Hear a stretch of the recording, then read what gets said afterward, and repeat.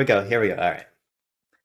Hey, everybody. Welcome back to Backlog Banter. I'm your boy Abram, joined as usual by Tucker Hazel. And today we are here to talk about the Nintendo Direct for June 18th, 2024. We literally just finished watching it. The show wrapped up less than 10 minutes ago, and we're already into the discussion. I'm a little bit frazzled. Ooh, Tucker. that's right. This will be therapy. We'll calm your nerves. We'll get your thoughts out. I'll let you lay down on that low couch and I'll take some notes. What's going on in that mind of yours? Tucker, can you hit me with your 40,000 feet impression of this show that just happened? Complete turnaround for 2024. Yeah. There are now multiple games coming out that are exciting to me, which is something that hasn't happened to this point of this year or to the point of the games that have been announced for 2024 previous to today. Yeah. And also there are new games, which I think is a really, really important thing. We have 3 new games announced for this year that are releasing this year, and I think they all look good. The slate is filled up. There were some surprises, and my main takeaway is thank the gods, Pyro didn't say anything, because there are some games in here that we knew a little bit about. We didn't know if they were true or not, but it was just a full of surprises, fun time direct. Lots of first-party announcements, not too heavily reliant on ports, which the last few directs definitely have been, and lots of cool games. And it's not the most glowing I've ever been, but you can't be mad. This is like maybe the last direct of the Switch, which we'll get into. But either way, great direct. Yeah, I mean, just quickly to the Pyro point, I don't really want to belabor this because I feel like it's going to come out in the coming days, but Pyro actually tweeted out information that is seemingly inaccurate to this direct. Tweeting saying that there would be a 2D Zelda remake in this show, and obviously we have a new 2D Zelda. He was even saying that wasn't a super trustworthy source. It seems like the era of Pyro might be over, but that's I think a different conversation once we get some more information. Tucker, let me put it this way. I don't ask for much in my life. No. I get up every day, Tucker, and I work hard, take care of the people I love. Well, take care of myself, I prioritize my physical fitness, I do my job, watch out for my coworkers, watch out for Jean, I watch out for my family, I do everything I can, right? I try to live well, I try to be a nice... backlog banter, you piece of I try to be nice. Yeah, I love you, I tuck you in, I try to live a moral, upstanding life, I try to conduct myself in a way that a good man should.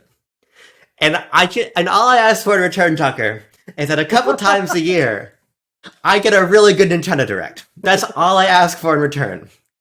And Tucker, today was one of those days. The gods smiled down upon Abram Biener specifically. I got Metroid Prime 4. Now, obviously, Metroid Prime 4, we knew it was real, but I have been spending, I would say, months toiling away in a mental prison. Yeah. Wondering if they would just cancel the game again. It was possible. It was possible. As much as people don't want to admit it, going dark on a game for, I think, 3 years at this point, 2021, I believe was the last time we heard anything officially referenced about it. It was possible that somehow the game had gotten canceled. It was totally possible. But and the game is real, and we saw a solid amount of gameplay, new logo, new title. Yeah. It's coming next year. There were signs. It was still on the forecast. There was no big report. There were signs.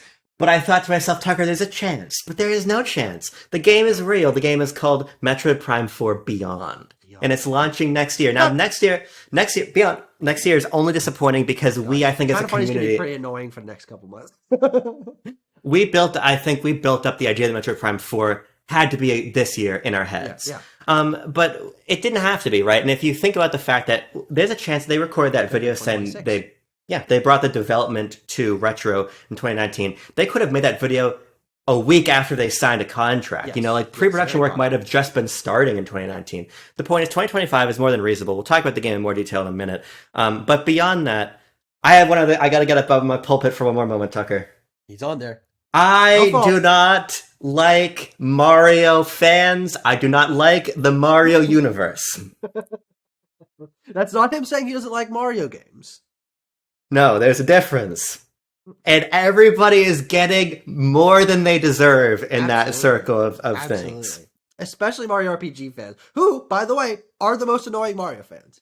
And I said, Tucker, I will be unhappy if this direct is mostly Mario software, because I think Nintendo has a large issue right now of prioritizing Mario over anything else. Yes. Now, as I said in the numbers, you got to read the numbers, you got to read the literature.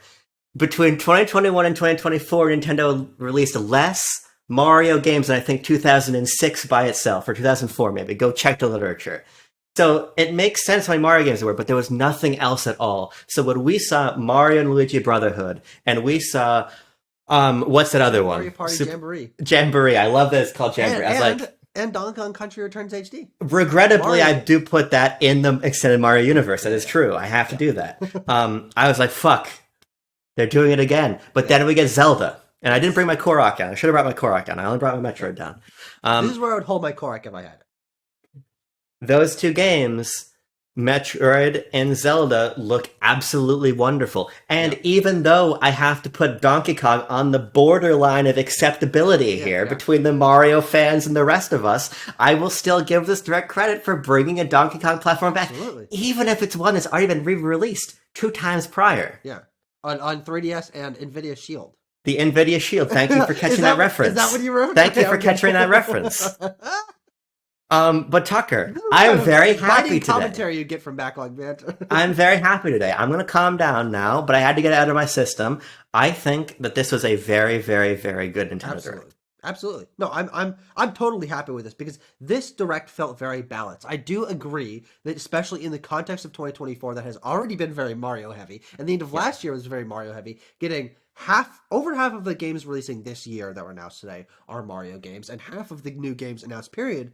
Well, okay, Metroid Prime was announced, but you kind of get what I'm saying. We'll count it. Were Mario games. That's a little bit frustrating, but these games showed off today. They're new. There was a port. There was new games. There's party games. There's RPG. There's surprise games. It was just across the board felt very balanced, and I think that my only negative for this Direct personally was I felt that a lot of the stuff between that was like aggressively not for me. Like I continually got annoyed at how many JRPGs, how many anime remakes, how many remakes of classic games from the Super Nintendo. Like it was a lot of samey JRPG anime stuff. But I wasn't going to play those games anyway. Frankly, that's what most Directs have been for almost the entire Switch lifecycle. So that's not. I can't harp on that too hard. And of course, that there are some people in our server, our friends Bo and Andrew, who are really excited for whatever reason. A lot of those, we can't explain it. But we're gonna focus on the Nintendo stuff today. Yeah, a couple of key third-party announcements. And a couple of other Nintendo tangential things that aren't new games. So let's talk about. There's somebody that they left now. So I keep looking at I usually record upstairs when I'm at home at my parents' house, but there's someone parked at the end of my fucking driveway. Like, what are they doing? But they left. They probably wanted to hear me preach the gospel of the Lord that is Retro Studios. Well, they heard you screech. Probably when Metroid Prime 4 was. They're probably worried about me. But no, Tucker, you're totally right. And I mean, I think the reality of the situation is that, these sorts of games are huge in Japan, and these sorts of games represent the interests of a lot of Nintendo fans, a lot of Switch owners, and we're at a point in the ecosystem and life cycle of the system when this is really the software that remains. And so I agree with you. I'm sort of sitting here. I'm checking time. I'm being the timekeep, right? I'm like, absolutely. How many minutes are we spending on this? Another remake of Saga, right?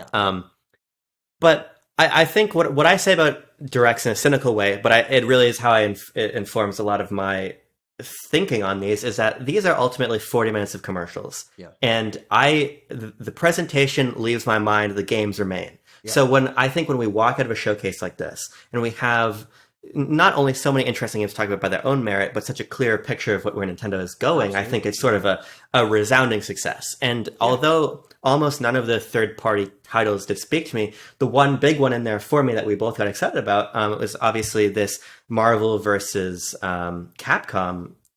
I forget what they're calling it. Like Marvel vs. Capcom Arcade Collection, I think is what it is. Yeah, or Fighting Collection or something like that, which is an interesting continuation of a Fighting Classics collection or something they put out a couple years ago. And again, Capcom continues to be the greatest of all time in terms of collections. They're just bringing back all their games. They have those museums. They have the Rewind.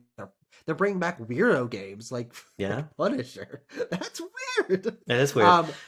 Yeah, let's talk about the third-party stuff first. I think that was probably the one I get the biggest pop for. Not that I am necessarily excited to play those games personally, but I know that it's a big deal. And especially Marvel vs. Capcom 2, which is the clear highlight of that collection, surrounding it with other bonus stuff. This is a way to play Marvel vs. Capcom on modern hardware, because it'll also be released everywhere else, with online play, that on new controllers, with a bunch of extra funny stuff surrounding it, and some context, some history, and Capcom just knows where to put their effort, and so this is really exciting. Yeah, I thought that was great. I mean, I don't have anything to say about it. I don't think any of the other third-party software. I don't think I'll pick up any of it. No, is there anything else you want to shout out? I'm just scrolling through really quickly. No, I'm not. You know what? The only thing that I know I'm buying, because I will pre-order it, but I'm not playing on Switch, is Lego Horizon Adventures. That's a pretty big deal being shown off in this direct. I think a lot of people were not confident that Sony would want to cross over in this way and show it in a direct, but they did. It says PlayStation Studios in the corner. We don't know the release date yet. That's fine. It didn't necessarily need to be here specifically, but we're in a new era. This is a PlayStation Studios game, PlayStation IP, coming to Switch. And of course, I was surprised a couple weeks ago, but it's showing up in the direct. It's just a reconfirmation of this deal, and this partnership is deepening. It's maybe quicker than people thought. Yeah, it's very intriguing. I think it's its own discussion to have at some point. That's a very good-looking game, and I was actually very surprised at how high quality it looked on Switch. So Studio Go, or whoever's handling that port, did a very good job, because there's quite a few games today where I'm like, man, I feel the Switch and its age, and there's some low resolution stuff going on here, and some choppy textures and things, but not that game, and that's a very good looking game. Yeah, even the Lego Star Wars game from like 2 years ago or whatever performed amicably well on Switch, and obviously that is a massive game in scope. So I was pretty confident about this game. It looks like they're delivering that high quality bar for the Lego titles on this platform, which is cool. Yeah. Let's just talk about the Nintendo stuff. Can you want to play a fun game? Do you want to do it in an order of least of what we kind of least about to the most about? Oh, sure. Yeah. And see if we agree. Well, okay. Let's talk least Nintendo we care about first, right? Yeah.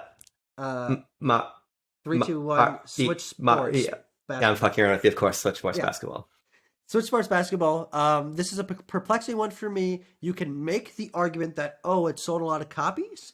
But people aren't still playing this game. And usually that's where you put your effort into re-upping interest in a game that is at least still has an active player base. But as far as I know, this is not one that is continually played. And I think this is a little bit disappointing, because we can assume that they're working on a Switch Sports Resort. EBD4 has been quiet for a surprisingly long time.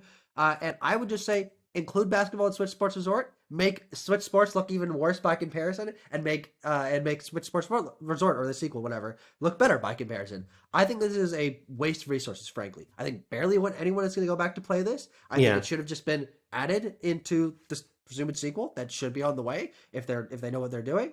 And I just think this is a waste of time and money, frankly. Well, it depends on why they're doing it. Because the way I presented it to you in the direct is that this game sells at a higher clip than you would possibly think. It's selling on par with the biggest games in terms of the long tail sales, not the overarching sales. The long tail sales like Zelda and things. This game has sold almost 14 million units. And so the way I think about it is that they're saying, okay, we have a player base here, and we don't know the player counts, but I would assume that they have data that's giving them a sense of who is online in the game. So the way I almost think about this is I think that we won't know why they've done it until the next game comes out. But however, when you look at Super Mario Party Jamboree, they talk about this 20-player online decathlon mode, which is a pretty clear evolution of the multiplayer mode that was added to Super Mario Party late. Sure.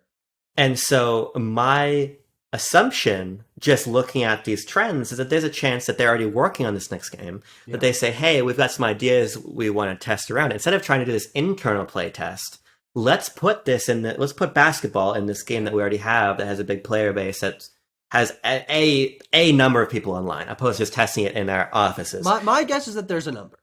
Yeah. So I mean, Tucker, I will probably play this once when it releases. John and I will have a little bit of fun with it. Sports. As I said to you, I think that basketball is sort of the most fun sport in Wii Sports Resort, so it's cool that it's here. Yeah.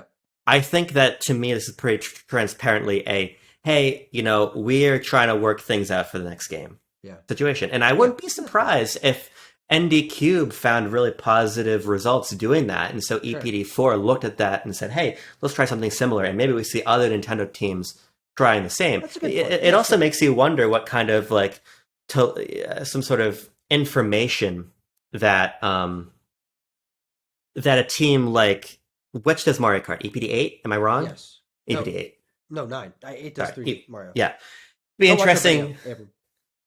Be interesting to know if/what kind of data they pulled from the booster course pass, if anything. Yeah. So, oh, sure. But you're right. It doesn't really matter. Let's talk about something of next significance. I would say we begrudgingly have to put Donkey Kong next. Oh, absolutely. Yeah. Because I think this is a good thing. I think this looks like a good game. It actually looks like they put quite a bit of effort into bringing it up to par with Tropical Freeze, which means we now have 2 very good-looking 2D Donkey Kong platformers on Switch. We can assume that this is Retro. Retro made the original version. They did not do Donkey Kong Country Returns 3D. That was actually Monster Games. Yeah. Just flexing a little bit more knowledge. Who did Excitebots and Excite Truck. This is fine. This is what I want out of a random port of a game is save it from an old console, make it accessible, allow you to explore the legacy of these consoles, this series. And I think what this does signal, I think that this is going to be the main crux of why we're talking about this, not because it's not a good game and doesn't deserve to be on Switch, but hopefully this is the Pikmin 3 Deluxe to Pikmin 4, where we are now bringing back the series in a this is not a very substantial way, but a more substantial way than it had been before. Outside of Tropical Freeze's port, it has been 10 years since the release of the last Donkey Kong game. So just more Donkey Kong games on the eShop, on store shelves. Right. We have the theme park opening at the end of this year, early next year, something like that. I forget exactly when. I think it got delayed a little bit. But regardless, they are pushing Donkey Kong. And this is a pretty cheap and easy way to put another game on shelves and get that character back in the minds of people. And all we can hope is that means maybe next year a new Donkey Kong game. And this does not hurt that. No. This does not hurt the development going into Prime 4 or anything. This is the weird little port team that Retro has, assuming it's them. I think it's pretty safe to assume that. I'll play this. Also, I do want to say, I'm excited for it on this system because both the Wii version had a thing that people complained about, which was you had to waggle the Wii remote a lot, and then the 3DS version, it doesn't actually look quite as good as the Wii version because it's crunched down to a smaller screen. This is just there's no compromises. This is the version on Switch. Yeah, and there's a new world in the 3DS game. So having that in HD is great along with the base game. I was just doing a quick bit of research just to fact check myself here. Donkey Kong Country Returns sold 6.5 million units. Donkey Kong Country Returns on Wii? On Wii, yeah. That's really impressive, actually. and Donkey Kong Country Returns 3D sold 2.9 million copies. Yeah. Okay. So this is a game of some significance. Absolutely. It's about on par with, the Wii version is on par with what Tropical Freeze did between Wii U and Switch. Yes. So this is the bigger game. But we're talking about. It also doesn't. That doesn't. Dropped a spoon. That does not matter. That's a place and time and console popularity thing. But what I'm saying is that this was when this game released, it was a game of significance. It's a game that 6 million is nothing. No, and I believe it was a holiday game that year. It's not on this sheet I have open right here, but it doesn't matter. I think that this is the right game to reintroduce the character with, and you make the really astute point, not only comparing it to Pikmin, but comparing it to the merchandising of Pikmin. Because when we saw Pikmin came back, it came back with a multimedia strategy. And very clearly Donkey Kong is doing the same. And Donkey Kong even has more than Pikmin in that it has a full theme park, in that it has he has got a very big role in the Mario movie, and you would expect that will be the same in the Mario movie sequel. So obviously, I want a new Donkey Kong game. I want a Donkey Kong game more than almost anybody, and I think making us wait 7 months for this game is a little bit disappointing. But I also think it does signal what you're saying, that there is a larger brand strategy here, because I think the park. I don't know if it's delayed in Japan, but it is delayed in the U.S. until 2025. Okay. So that's obviously the gambit they're pulling there, which I think makes sense. Why they're launching it in 2025? Yeah. And to the point about whether Retro is doing it, I don't know. I think there's a chance. I think it's probably a good chance, because it does look like it is, to some extent, at least reusing the engine of Tropical Freeze. Yeah, I think so. And I could actually anticipate this being a game that has been sat on for many years. You can imagine this was completed a long time ago. But yeah, okay. I mean, again, I should have been more excited for DK, but I've already played this game. It's a great game. It's not as good as Tropical Freeze, but I'll be very excited to replay it. Yeah, and I'm excited to play it for the first time in better quality without that compromise the compromise that both the other versions had. I have access to both of them, but I've always looked at them like, I don't really want to play 2D platform in the Wii. I don't really. Do I want to play this on 3DS really? But now I don't have to worry about that. Yeah, I put it on 3DS. I think next up after this, and we'll see if you agree with this, is the NSO games. Sorry, I wasn't even including those. Sure. The NSO games are out today. It is Turok, Perfect Dark, Four Swords Adventure. Is that the right name of that game? What it is it's A Link to the Past on GBA, including the Four Swords Adventures mode. Sure, okay. The proper title is Link to the Past plus Four Swords. All right, great. And Metroid Zero Mission. Yeah. 4 cool games. Turok is a surprise. Perfect Dark is a surprise. Now they're including, maybe it's like a separate area or something, but mature games. I think I'll have to download it separately. It's interesting. I wonder if it shows up as like its own icon. I think it will. But I want to play Zero Mission. I want to play Perfect Dark. I'll try Turok. This is a great slate of a variety of games, all of interesting series and stuff. And it's a fantastic update. These not only hotly anticipated games, but Four Swords is one that beautifully illustrates why NSO is a great service. Yeah, totally. Because the logistics of playing that game 4-player these days is just impossible. Yep, absolutely. So I'm super excited about that. Obviously, I'm very, very pleased about Zero Mission. I love Zero Mission. I'm flying. And this now means that every Metroid game in some capacity is playable on Switch. Well, 2D, yes. Yeah, that's what. Yes. I'm flying back to BLB HQ. Not on there yet. True. I'm flying back to BLB HQ tomorrow night, so I'll probably play Zero Mission again on the flight. Oh, that'd be cool. Yeah, that's a pretty short game, right? Yeah, it's a short game. I can probably beat it the time it takes me to get home tomorrow, which will be cool. I love that game. Yeah. Next, now here's where it gets dicey. Yeah. It's going to be one of 2 games. I know that for a fact. Yeah, it's got to be Mario Party next, right? I was actually going to say Mario and Luigi. I agree. They're on a similar tier. I think Mario and Luigi gets the bump. Well, here's what. Let's talk about Mario Party first. Can I just say this? Let me just say this. I think the reason Mario Party is slightly more exciting is because there is, and this is a weird way to frame it, more at stake in a way. ND Cube had learned a lot from Super Mario Party, learned a lot from Mario Party Superstars. They'd taken an inordinate amount of time off. Yeah, we were really waiting and curious to see what that game was going to be. And I guess I'm also just personally more excited. But I think you're right that we'll go Mario Party next, and then we'll go Mario. So Super Mario Party Jamboree. Funny name, very interesting that they're going with that. The Super Mario Party sub-series seems to be the core series of Mario Party. Did that sell better than Superstars? Do we know? Absolutely. Yeah. Okay. By a significant margin. Not that Mario Party Superstars is a poor seller, but Super Mario Party is like 16 or 17 million? Something ridiculous like that. Sure. But yeah, I think this game looks good. ND Cube really seems to be putting their all into this one. It seems like there's a lot of variety. Mario Party is not a series that I actually, it's not a one that I even like. But this one looks good. And I think especially that 20-player online mode seems to be something that's really, really ambitious and kind of cool for the series. So this is a great addition to the slate. The interesting thing about this being in the context, and Mario Luigi being in the context of the Mario heavy last year that we've had, is that you can't point at any individual title and be like, man, this one looks worse or is bad because it was released in this context. Because it's not ND Cube's fault. This is all they've been doing for so long. Of course there was going to be a Mario Party title this year. And this game looks good. I think you're right. I think it's taking the best learnings from Super Mario Party and the best learnings from Superstars. There are new boards, which is something that people complained about quite a bit in Super Mario Party, and of course Superstars, that was kind of its own thing. And there's some remake boards, which is something that people really liked from Superstars. There's online, which is something they added late to Mario Party and was a big part of Superstars. They said there's the most mini games they ever had. There's variety of modes, which is something that I think Mario Party has been missing for the last few entries. Variety of modes is something that's been so cool in past Mario Party games. And then online things looks great, and the game looks visually great, and Ninja is playable. I think this is just a best case scenario. New big Mario Party game.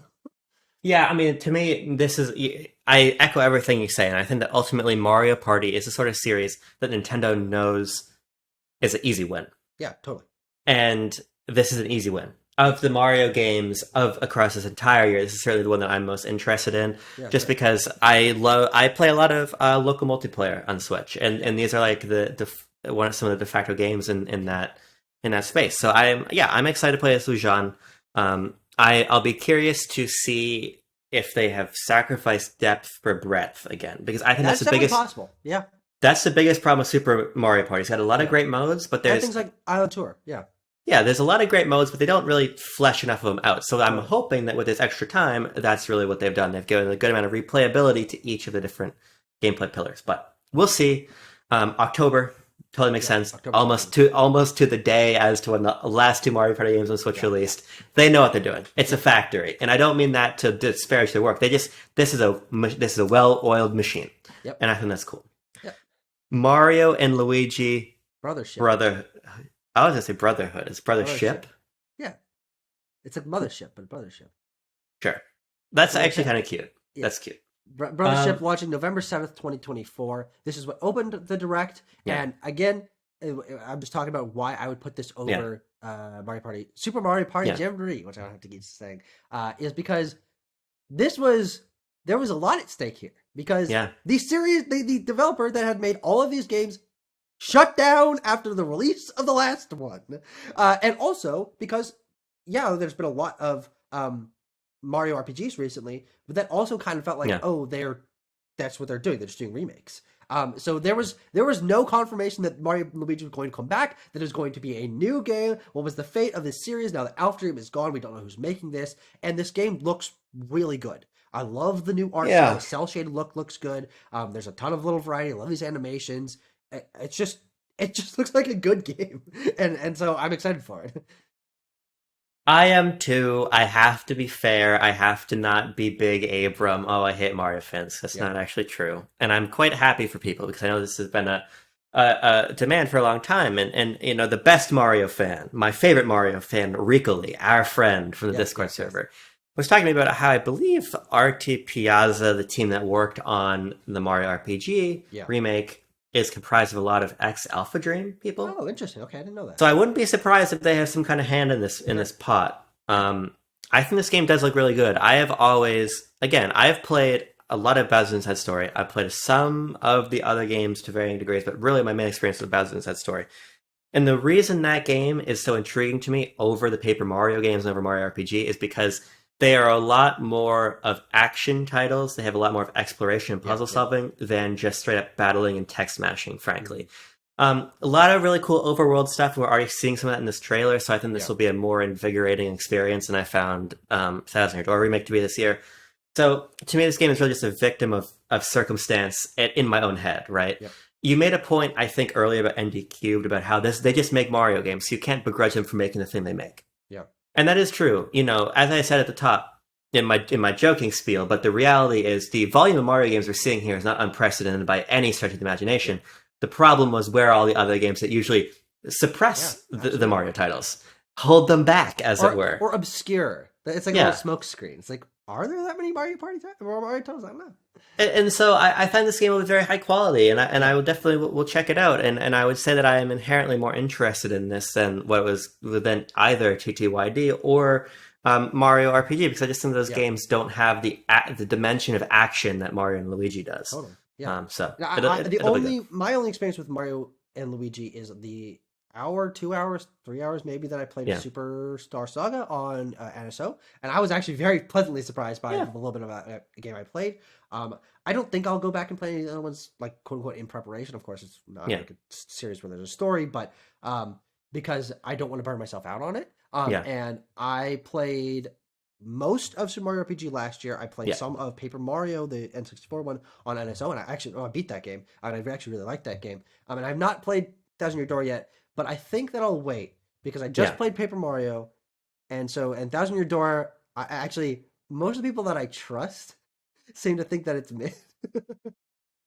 So I'll get around to it eventually, and the Switch version is obviously the one I would want to play in that scenario. But a new Mario RPG is much more exciting to me than these remakes. Though I'm glad that those other ones have happened. Those are two heavily iconic games. But Again, the blame for the Mario saturation can't be pointed at any individual team. It can be pointed at Nintendo for greenlighting so many at the same time. They knew what the timeline of the development of these games were. They knew they were all going to be releasing. They knew that they weren't greenlighting other stuff. It's a production level problem of greenlighting and budgeting and release scheduling. But this game is the one that I've been most excited about from all this Mario RPG stuff. This looks like a really good game. Again, I love the art style, and I'm just excited to play it. And it's a different conversation, but I think it's also a victim of Switch 2 being delayed, because you have to imagine that that's where a lot of the variety in our IP is right now. That's a great point. And if Switch 2 had been revealed either by now or imminently, and you're thinking about Animal Crossing, and you're thinking about what, all the IP they have ready. 3D Mario. But everyone's going to hate it when they announce a 3D Mario. Imagine for a moment that my Metroid here is my heart, right? Yes. We see Mario and Luigi. It drops to my stomach. Yeah. Uh-oh. Opening on Mario and Luigi. Uh-oh. But then, Tucker, we get 2 games here. Now, this order is important. Now, if you're a good friend, you'll put them in the right order. Yes, and I will. We're going to talk about Zelda first. Next, we're going to talk about the Wand of what? The Legend of Zelda, the Wand of what? Wisdom? The Wand of what? The Wand of what? The Wand of Zelda. I believe. No, I was making a Slim Shady reference. You make a Proper the Rapper reference. I like yours more.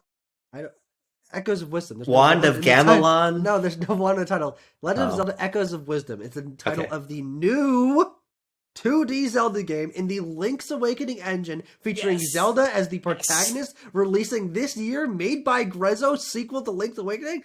Well, it's maybe sequel. Who the fuck knows? It doesn't matter. We also don't know if it's made by Grezzo. It definitely is. Let me put you this way, Tucker. Or sorry, let me rephrase. I do not think that Grezzo itself is making this game. I think that the most likely scenario is that this is a co-development situation similar to Pikmin 4, which is to say the Nintendo EPD group is handling the planning, the design, all of the high-level stuff, and then Grezzo itself is doing the actual programming. That's largely the relationship between EPD 10 and 8ing on Pikmin 8. I agree with that. Yeah. But I also think that you can say that exact same thing about Triforce Heroes, about Ocarina of Time 3D, about Majora's Mask 3D, about Link's Awakening. They were all primarily creatively headed, but we still attribute them to Grezzo. This is a Grezzo 2D. This isn't a EPD3 2D Zelda game. This isn't what Link Between Worlds was. No, sorry, but the reason I'm raising this distinction, is because we see Aonuma, and it's very clear that they are treating this game as a very big deal, right? Triforce Heroes was cool, but it was a spin-off. Now, I will say, you did see Aonuma in the Triforce Heroes reveal trailer in that direct. I rewatched that direct semi-recently, I remember. That's this is why I have you around. All I'm saying is that the way he was, what I was trying to do is not take away credit for Grezzo, but more so say that there is a big investment here. Yes, but that's a great thing from every angle. This is the biggest game that Grezzo has ever made. I assume this will be the highest selling game that they've made. It's certainly the one that I'm the most excited for. I like Link's Awakening and I like Triforce Heroes, but this kind of asset reusing sequel that's really something new and pushes the series forward and revisits a sub-series that has been half-assed alive for 15 years at this point. This is the Mario Wonder of 2D Zelda. It looks really good. It seems to be completely reinventing certain elements of this, and it's a surprise from a couple of angles. Zelda as the main playable character, which completely changes the combat and the puzzle-solving focus. I love the fact that it's reusing the Link's Awakening engine and art style. This is a complete win all around. I think this game looks great, and it's surprising. So I'm all in for this. This is my most anticipated game from this direct. I think this was the biggest pop that I got. It was so fun to watch it and not necessarily know what was going to happen. We were like, oh, is this a Link to the Past remake? What we didn't really know what it was at first because it was like presented in this interesting way. And then Zelda being the protagonist and then them doing this breakdown. And this is kind of a different take on 2D Zelda. This, I think, means 2D Zelda is back. They're putting some effort into it. This is something new, and I'm all the way excited. I mean, I echo everything you said, and I think why this is so critically interesting. Take a shot every time he says that. We're just so in sync today. We haven't actually disagreed about anything, I don't think. No, I don't really think there's anything to disagree about, because I think this is just an obvious win. Yeah, totally. I mean, because, as you're saying, the surprise was there not only because this is just so many new ideas put together, but also because if anything, we have Bo in our ears saying they're doing Hyrule Warriors, right? Yeah. There's That's all gonna be of Zelda game. Oh, it's gonna be Wind Waker. Oh, it's gonna be Twilight Princess. all Oh, this it's gonna be cross talk. Oh, it's gonna be Grezzo making remakes of the Oracle games. I've been hearing a lot of that recently. Yeah, but in reality, this was, I think, it's a way better option than all of those. there's a narrow way through the And rumors, Grezzo found it. and they found it. And I also, I do want to say one thing. I think the Yeah. reason why I'm so happy about this, not only because it looks great and everything, but we kind of came up with this idea when we were trying to predict what was going to happen for the next system, that Grezzo was going to be doing a original 2D Zelda game. But that, I think that when we were doing that, it was kind of hopey. I'm like, wouldn't that be cool? Right. They've been quiet for so long. They've obviously done 2D Zelda with Triforce Heroes and Link's Awakening, so they have some experience with it. We're like, this would be the best outcome of this. But Nintendo doesn't usually do the thing that we're hoping for exactly, though it seems like they've been doing that more frequently recently. And so I like created that. I'm like, if I'm right about this, that's awesome. But let's not put too much hope into it. And then it's exactly what I wanted. But even there's a twist on that, which I think makes it even more exciting.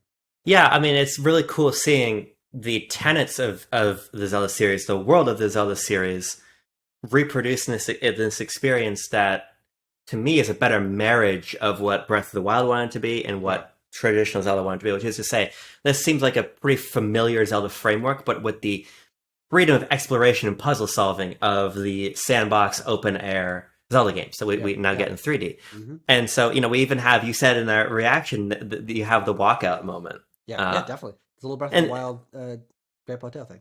Yeah, and so I think that this is going to be a really fun marriage of that design philosophy and classic Zelda design philosophy in a way they didn't quite anticipate. My thought process, to your point, was that, when they bring this back, it will just be a standard Zelda adventure. Yeah. We couldn't dare hope, as you're saying, that they would do something like this with the series.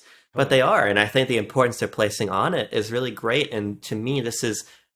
I don't want to cast aspersions to the Princess Peach Showtime game, speaking like a Nintendo employee here, but to me, this feels like it has a level of pomp and circumstance and concept and weight that game didn't quite have, and I think Zelda's so deserving of this, so I'm over the moon. I think the game's exceptional. I can't wait to play. Yeah, I think you can draw a very direct comparison to Wonder. I mean, Wonder was... 2D Mario had been kept alive by sort of 2D Mario games and remakes and things, and 2D Zelda's done the exact same thing of ports. And Link Between Worlds is a new game, but it's also kind of not. And then you even have to go back further than that. Of most of the 2000s 2D Zelda games were not made by Nintendo; they were made by Capcom, and the ones that were the DS ones that were touch control oriented. And so 2D Zelda has been a weird place for almost the entirety of its history, frankly. And now, this is just everything I could want, frankly. And I love the fact that it is puzzle oriented. My favorite elements of the 2D Zelda games are in Link's Awakening and Minish Cap, which is my favorite, and Link Between Worlds especially, is the unique kinds of puzzle solving. And this does seem to be drawing from Link Between Worlds, which I think both of us agree is our favorite 2D Zelda, in that it is a little more free and you can approach things in different directions, and there's a variety of puzzle solving and creativity of which options do you want to use. And it also seems like they're drawing inspiration from Tears of the Kingdom in one specific way of you have this bar that you bring up where you choose a bunch of options, like, hey, that looks a lot like Fuse. So there's some communication here, some idea sharing that I think will just... And I do agree that I think that this is very heavily being overlooked by Aonuma and the EPD3 team. Yeah. So I expect this to be maybe one of the best games of the year. And again, this is just another... Both this and Metroid Prime 4, of course, we're going to talk about, but Mario and Luigi are just another feather in the Switch's cap of, we're bringing back these series, we're doing them in the way that you want, we're putting a twist on them, and Switch now has an original 2D Zelda game. It has 2 original 3D Zelda games, an original 2D Zelda game, lots of ports. This is just a healthy, round, complete... This is the last thing we needed for Switch's Zelda experience to be really holistic. So I'm over the moon for this game. I cannot wait. And also, we were talking about this in our reaction, but it kind of got garbled because my computer cut out. But this is 2 weeks or 3 weeks after Astrobot, which is another game we're both looking forward to so much. September would be so good, dude. Yeah, and it's only. I mean, that's so few. That's about almost exactly 3 months away, which is perfect. Yeah. God, can't wait. Let's do it. Let's do it though. Okay, let me set up first. Closed out the direct. It has been been 7 years since we've seen something from this game, which was a logo. It has been 3 years since we heard about this game. I believe the last time officially was before Dread was revealed. It's real. We saw a lot of gameplay. It's coming out next year. Talk for about, I don't know, 7, 8, 9 minutes. How long do you need? I don't have that much to say, but here's what I'll say, Tucker. Are you wiggling? There's a lot of questions about this game, if you can believe it. I need to adjust my camera up here because it's stood up. It's very hot here, so I get a little sweaty in that chair. Yeah. And you're on the nerf. I am. Let me gesticulate here. My computer actually says it's a record high temperature right now, for whatever that's worth. Metroid Prime. I don't ask for much. I take care of my girlfriend. I feed myself. Metroid Prime 4 is in an interesting position where Nintendo and Retro have a lot of different options. Yeah. In terms of saying, look, do we continue on with storylines from the original Prime 3 games, the 3 Prime games, and Hunters, actually, because Silex is in this trailer, and Silex is from Hunters, which I've not played. Xenorx. I was close. You're in a manner of speaking. So we still don't quite know, and I think what's so intriguing to me about this showcase for Metroid Prime 4 is we don't know exactly to what extent this is a continuation, and we don't know where the gameplay lies, because I think that there's a misconception about the Metroid Prime games that I didn't even quite realize myself until I played all 3 of them, which is, on a gameplay level, they are similar, obviously, but they're also incredibly divergent in a couple critical ways. Within the trilogy. Yeah, they get more action-heavy as you go around, particularly Metroid Prime 3 Corruption has sequences that are just action sequences, literally just shooting sequences, shooting galleries, big bombastic moments. I mean, this is stuff that is simply not in Metroid Prime 1. It's a more linear game, it's a more action-focused game. And the question is, do you take story elements forward into Prime 4? Do you treat this as a reboot? Do you go back to Metroid Prime 1, which is the most critically acclaimed game, even though they're all in a similar sphere? What do you do? And I think that we don't know yet. And so I'd be very intrigued to learn more, because what we've seen is very action-oriented, but it is also very likely, based on, as you're saying, the fact that we're scanning a simple space pirate here, that this is a big action moment, and I think we see Samus in an upgraded suit. You can almost anticipate that what we saw is the first couple moments of the game before she loses her powers, and you're taken back to a more basic state. So in that sense, it's hard to judge how much this represents the moment-to-moment gameplay and how much this represents a Prime 1 or a Prime 3. I love Prime 1 and Prime 3 almost to the same level, so to me, either way is great. So all I can really say to myself is, what do we get concretely from this trailer?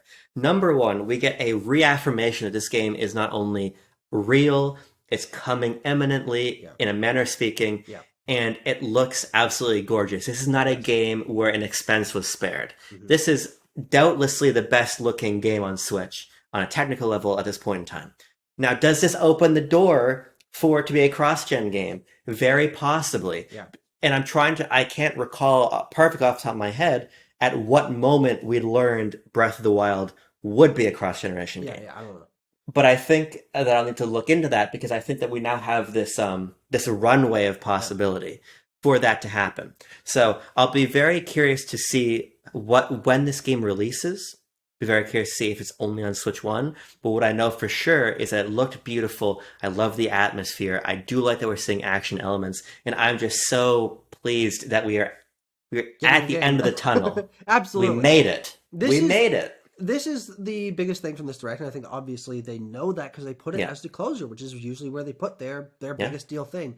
The interesting about this is that, for me, as someone who's certainly looking forward to this game, this is a game that has been just gestating for so long and so much conversation, and we'd seen not so little of it that it was nothing. We'd literally seen nothing of it. But this trailer gave me exactly what I expected to see, and so the only surprising thing from this for me, and the only thing in my mind worth talking about, is the fact that it's not releasing this year, and then what does that mean for its release or cross generation, or releasing around the launch of the next system without being on the next system. There's a lot of questions for timing for that, because it could even be later in next year and still only be a Switch 1 title. There's a lot of things that could possibly happen with this game.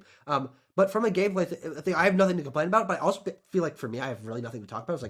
It's like it's got the HUD. Yeah. There's some scanning, some shooting, some turn it into a ball. It's exactly what I expected to see, and it looks great. But so I'm really looking forward to this. For me, was kind of what I got out of the couple first Here's the Kingdom trailers of, okay, this is what I expected. But I know that there's something else here. I know that it maybe has some bigger scope areas. I know that maybe there's some weird twist on the gameplay or some new ability that completely changes the way that you're traveling or fighting or something. There is something else in this game that I think will up my excitement quite a bit. Like the Cappy thing was for Odyssey, or mouthful mode was for Kirby the Forgotten Land. This trailer showed me exactly what I thought I would see from this trailer. But I'm excited for probably the September Direct or the first Direct of next year or something to get a more deep dive into this game, to be like, what is the scope of this? What is the narrative of this? What is the gameplay twist of this? Because I know it's in there. It's just we really only saw the like bare bones. Yeah, this is a real game with great visuals and combat and in a world. Yeah, and I mean, there are some small things you can piece out, like the fact that Samus is fighting with lock on there does suggest that at least to some extent the core feel of the game might be being retained. Sure. Opposed to being like, she's not putting her arm cannon up in front of her mind and like doing like some sort of ADS aim down sight thing instead of lock on combat. I mean, there are things to pull out of that trailer, and I think the people who are even bigger Metroid fans than I will do an excellent job of doing so. But I also think it's important to note that this is going to be the first console Metroid Prime game in in 18 years. Yeah. This is not a series that quote unquote needs a Cappy. Whether they say, hey, we really, and this again goes back to the central question, is this a game that's looking to reboot and in some way reimagine the pillars of Metroid Prime? Or is it a game that's looking to say, hey, like Metroid Dread, you've been waiting for this for so long. Yeah. We're not going to upset the apple cart. We're going to give you what you want. We're going to give you the most polished and modern version of it. Yeah. And so I think both have and merit. both are good options. Yeah. I don't think there's a bad option here. No. And so I'll be very excited to see, if there is a September Direct, and I think that there is room for one as we're sort of closing out here, seeing another trailer for the game, getting it clarified if we're looking at a spring launch or what, or, and if we go the rest of this year without learning more, I think that does lend more credence to the idea that this game is not simply on Switch 1. I mean, the quality of the reflections and things and the environmental detail in the background. There's the big laser blast in the back. It makes me wonder. It really does make me wonder. And I know that this is just sort of a like a hyper niche Nintendo community point. Is it a cross-gen game? Yeah. Is it not? What's the status? Well, regardless, the interesting thing is I'm very glad we saw it here today. Yeah. Because this does confirm that this is not a Switch 2 game. And I don't think there were many people saying that. But there certainly was the sentiment going around of, it's been in development for so long. Would it be better to nix the Switch version and just make it as powerful as it can be on Switch 2 hardware? But the fact that we saw it today, for me, and I think obviously confirms that this is still a Switch 1 game. And this is going to be primarily pushed forward as a Switch 1 game. The Switch 2 or Switch successor port cross-gen release, maybe that comes out a little bit later. It's a high resolution version. Who the hell knows? That I think will be the secondary approach for this game. And so that's a good confirmation for this. Is that this is still a Switch 1 game, and it looks this good. Yeah, and to be clear, I mean, I don't think they're secretly putting Switch 2 footage in front of us. I'm not that kind of Nintendo YouTuber. And again, it was Jeff Grubb making the point. The game has been in development for Switch 1 for so long that at a certain point, what is bringing that game over to Switch 2 really going to solely accomplish? To me, it's less a question of how much technically better is the game going to be on the next console or what unique opportunities they're going to allow for, but sort of what does this ambiguous 2025 window suggest? Yeah, totally. And I think I've been a little bit wrong in us talking about this to suggest the fidelity here means that the game is not running on Switch hardware, because I don't think that would be an accurate assessment at all. I think, again, we're recording this very fresh, so I'm just throwing ideas out and correcting myself as I go. But I think there's an interesting sort of positional conversation around Prime 4, but the bottom line, the takeaway for me is that the game is coming within the next year, probably. Could be the next 18 months, but the next 18 months to a year, we will be playing Metroid Prime 4, and we're not going to have to wait nearly that long to get that next bit of information. And I just simply could not be more excited. Yeah. and we'll probably see it in September Direct, which I do think, from what we saw today, I think is actually very likely. I think that a September Direct, early September, a couple of weeks before Zelda, give us a big breakdown of that game, and reintroduce Mario Party with a little bit more information about that. Show another trailer for Prime, and obviously announce some games for the first half of next year. I think that people were kind of hesitant of, if Switch 2 is announced around then, which I'm on the fence about. I don't think if it will be or not, but I think that what we saw today in how major of a big new Mario Party game and a big new Zelda and Metroid Prime 4 again on Switch, but not this year, early next year, we're going to get a September Direct. And so the Switch information train does not stop today. A lot of people saying, is this the final Direct of the Switch? I don't think so. I don't think so at all. I think a September Direct is not only important, but I think necessary for some of these games, and I think could still be pretty good, because they still have a couple of major games releasing. I agree. I think that this is just sort of the reinvigoration to the current state of Nintendo that we've been needing for a long time, frankly. I mean, it's been 9 months since the last proper Direct. And as pleased as I was personally with the partner showcase, there's no doubt that really did not do much to sort of advance Nintendo's position. And I think that this absolutely did. Of course, the only sort of glaring negative out of the showcase is there's no fucking amiibo for any of these games. I mean, what are we doing? What are we doing? Come on. There are a couple of interesting omissions, though. The rumored / kind of confirmed Final Fantasy IV remake. I said in the Direct I think would make more sense for next year because Engage was only last year. I think it's very possible that is announced or revealed in the September Direct and releases in February, March of next year. And also no Kirby. This will be the first year with no Kirby in a while. It is also possible that we get a Kirby game announced and released. Dream Buffet was announced in July 2022 and released because I woke you up. So it's possible we get a game still this year, but no Kirby game in this Direct does mean that there isn't a major Kirby game coming before the end of the year. But that's just an interesting thing because I was totally expecting to see a Kirby game here. Yeah, I mean, maybe it does suggest, and I've not done the research to know this for sure, but maybe it does suggest that HAL Labs did more of the heavy lifting on Return to Dreamland Deluxe than Vanpool did, and maybe that really was a larger expenditure of resources. Yeah, rest in peace, Vanpool. Maybe that was a larger expenditure of resources and put the next game a little bit further behind. I mean, if we come out of next year with no Kirby game, then that's weird, but that's I think not possible. That's not going to happen. And then the final thing is there's no Pokemon in this game at all, in this Direct at all. No footage for ZA, which I was not expecting, but no spinoff announced. And that's not necessarily doesn't mean that nothing will come because it's totally possible that we get a Pokemon Presents within the next month or so that shows us ZA footage and announces a spinoff for this year. I think that those are both very possible, which means that the combination of the possibility of a Pokemon Presents with a spinoff announcement, I think, is very likely, and the possibility that they could announce and quickly release an eShop only Kirby title. There in the September Direct could be an eShop only title like Pikmin 1 and 2 or like Prime HD, announced and released on the same day. This year actually might not be done in terms of announcing and releasing games. Good point. And so I'm not ready to drop down the hammer of this is what 2024 is. But second half of 2024 is just because of today is just looking so much better than the first half of 2024.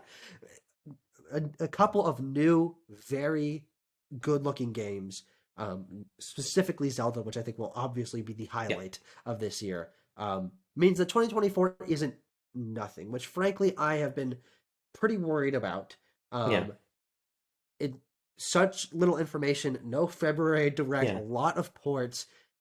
Zelda really does put something this year that now we can look back at each year of Switch and be like, okay, there's a major title each year. New to the Zelda is that for this year.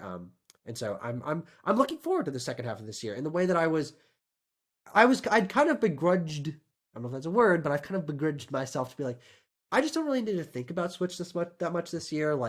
Paper Mario and Luigi's Mansion and NES Collection or whatever the hell, these are coming out, but I don't need to expend mental energy. But now with a new Mario and Luigi and Zelda and Mario Party, they recaptured my mind share. So I'm looking forward to the second half of this year. I am too. I'm really excited about it. I mean, ultimately, look, I was very down on things too, and I think I should have hit myself because this is exactly what I said last year, was it not? Sure. Was I not exactly right last year? I should have been whacking myself in the head and saying, Abram, hold the line because they did this last year. They did this in 2021. They did it in 2023, and now they're done in 2024. Yep. So they don't give a fuck. They're just going to show all their games the second half of the year in June, and they're going to release them. They're going to sell 1 billion copies, and nobody cares. So I think we just got to, from now on, I need to tell myself, Abram, relax. Wait till June. if you're in April, the year looks quiet. Relax because it's not been June yet. The only thing I thought was what I was really having my fingers crossed for was Prime 2 and 3, which I thought I actually thought when not Fujibayashi, what's his name? Shinji Takahashi. Yeah, when Shinji Takahashi came back on stage, I was like, okay, well, they're gonna say here's Metroid Prime 4 Beyond, and then here Metroid Prime 2 and 3 HD, which we didn't get, but that's okay. We still could in September. We still could. Because the game is not this year. And so they could put out Metroid games in September. Yeah. And that does not step on the toes of Metroid Prime 4. I mean, and August is still open. That's so what I they don't think did. It's impossible. That's what they did with Pikmin. No. Yeah. Well, no, they did. The Pikmin they did games them were in June of last year. Yeah, that's right. Yeah. But I don't think it's impossible that they have more to say about Metroid Prime 4 later in the summer. There was a report from Jeff Grubb that there was a Metroid, like a big Metroid push happening later this year. Jeff Grubb being the source of variable quality, right? But they could still drop them in August or something. I don't know. I mean, I think people at this point, if I was an audience member, I would just go play the games. I'd just go play them on Dolphin, or I'd play them on your Wii or fucking GameCube or whatever you can. Yeah. If they come, they come. You play them again. But I think the days of waiting for these games to arrive are probably over. Use the rest of this year to catch up, and then be ready for 4 next year. So. Yep. Well, everyone, we did it. June Direct, good, very good June Direct. Lots of games to talk about, lots of games to get excited about, and we will see you to talk about those games in the future. Whoa! No, we don't. I shouldn't have said that. You don't like Mario. You're gonna sit in a ball and cry now that I said that.